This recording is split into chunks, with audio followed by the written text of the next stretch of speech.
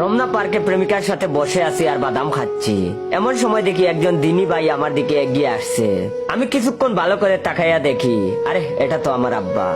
আমি তখন তাড়াতাড়ি প্রেমিকার গাড়ি থেকে হাত সরিয়ে নিয়ে আমার আর প্রেমিকার মধ্যে 2 হাত ব্যবধানের দূরত্ব বজায় রাখলাম। প্রেমিকা তখন আমার এই হঠাৎ অবস্থান পরিবর্তন দেখে বলল, কি হইল, এত দূরে গেলা কেন? একটু আগেই না বললা শীত শীত লাগছে। আমি তখন কাচুমুচু হয়ে বললাম, চুপ করে বসে থাকো। সামনে যে লোক আমাদের দিকে এগিয়ে আসছেন উনি আমার আব্বা হুজুর। উনাকে দেখেই আপাতত গলা শুকিয়ে হাত পা গরম হয়ে গেছে, তাই দূরে আসছি।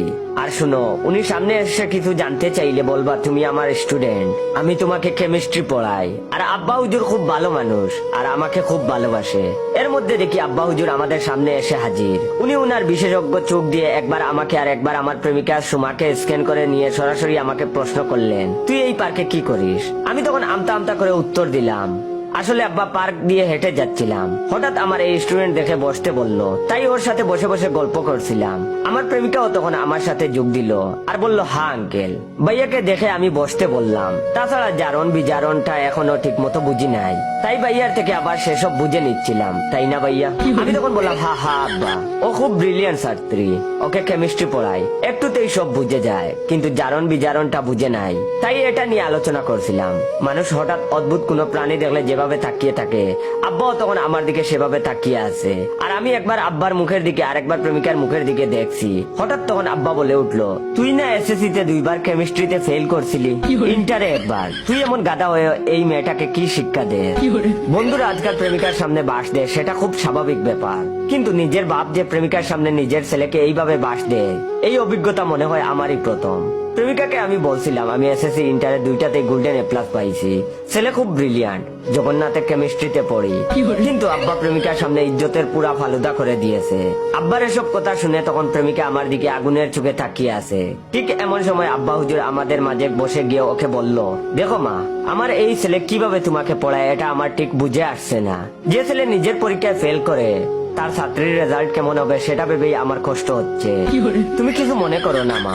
আমি তখন মনে মনে বলতেছি, আব্বা হুজুর আমার হাত দিয়ে কাপড় ছিঁড়ে আবার সুই দিয়ে সেলাই করে, দরকার নাই আর সেলাই করার, যে বাঁশ দেওয়ার তা দিয়ে দিয়েছে। ঠিক এই সময় আব্বা হুজুর এক অদ্ভুত কথা বলে উঠলেন আর বললেন, আচ্ছা তোর গার্লফ্রেন্ড শিলার খবর কি, যে নিয়মিত আমাদের বাসায় ঘুরতে আসতো? আব্বার এই প্রশ্ন শুনে চোখে জোনাকি পোকা দেখতে লাগলাম। আব্বা আমার কয় কি? ওদিকে প্রেমিকা দেখি অপলক দৃষ্টিতে আমার দিকে তাকিয়ে আছে। আমি তখন আমতা আমতা করে আব্বাকে বললাম, কোন শিলা আব্বাজান? আব্বা তখন বললেন, আরে যে মেয়েকে আমার পকেট থেকে টাকা চুরি করে রেস্টুরেন্টে ট্রিট দিতে গিয়ে আমার হাতে নাতে ধরা খাইছিলি, যে মেয়ের বাবা আমার কাছে বিচার দিছিল তুই মসজিদ থেকে নিয়মিত তার জুতার চুরি করতি, সেই মেয়ের কথাই বলছি। আমি তখন আব্বাকে বললাম, আব্বা দেখেন, পাস্ট ইজ পাস্ট, আমি এসব ভুলে গেছি।